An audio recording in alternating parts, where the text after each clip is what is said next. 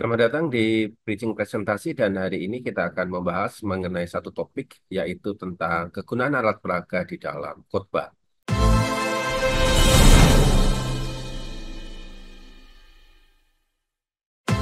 Bapak Ibu Saudara-saudari rekan-rekan hamba Tuhan, alat peraga di dalam presentasi atau di dalam sebuah khotbah memiliki berbagai kegunaan penting yang dapat meningkatkan sebuah efektivitas dalam hal penyampaian sebuah pesan.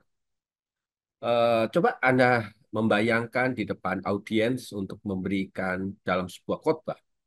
Kata-kata saja terkadang tidak cukup untuk menyampaikan pesan yang jelas dan mendalam. Disinilah alat peraga akan memainkan sebuah peranan penting. Bayangkan seorang pembicara yang menggunakan sebatang lilin sebagai alat peraga. Dengan menyalakan lilin tersebut di awal khotbah, pembicara bisa mengkaitkan nyala lilin itu dengan tema sebuah khotbah. Misalnya tentang terang dan kegelapan di dalam sebuah kehidupan. Ketika lilin itu terbakar, ia memberikan ilustrasi visual yang kuat tentang bagaimana terang dapat mengusir sebuah kegelapan. Sekaligus mengingatkan kepada audiens tentang nilai-nilai spiritual yang sedang akan dibahas. Alat peraga juga akan membantu audiens untuk lebih mudah memahami konsep yang kompleks yang ada di dalam memikir seorang pengkhotbah. Misalnya jika seseorang berbicara tentang konsep iman sebesar biji sesawi. Ia dapat membawa biji sesawi yang begitu sangat kecil dan menunjukkan kepada audiens.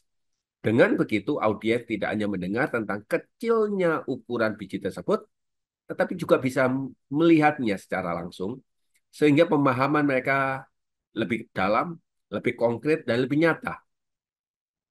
Selain itu, alat peraga dapat menjaga perhatian audiens. Ketika sebuah khotbah atau sebuah presentasi berlangsung lama, perhatian audiens itu kadangkala mulai memudar.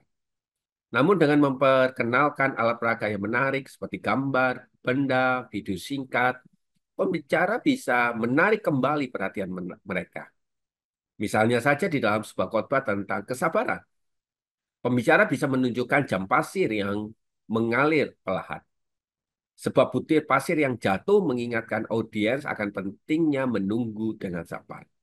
Atau seorang pengkhotbah bisa berhenti beberapa saat dan membiarkan jemaat tersebut mulai berpikir apa yang harus dilakukan oleh pengkhotbah.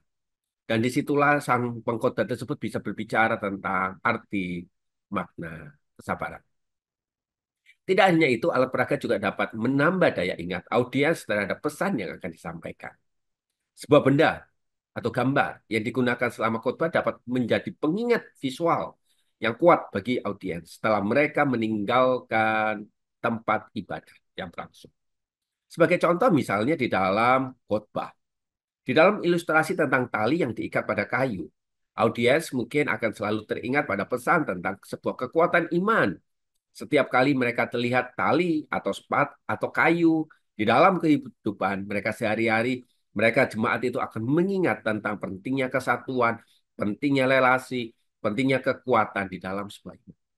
Secara keseluruhan, pada bagian ini dan bagian minggu-minggu yang akan datang, pada episode-episode yang kita akan selanjutnya, alat peraga di dalam sebuah presentasi atau khotbah bukan hanya sebagai alat tambahan yang menarik, sebagai pelengkap, tetapi juga bisa menjadi alat yang efektif untuk memperjelas pesan, meningkatkan pemahaman, menjaga perhatian, dan memperkuat daya ingat audiens kepada apa yang akan atau yang telah disampaikan oleh seorang khotbah.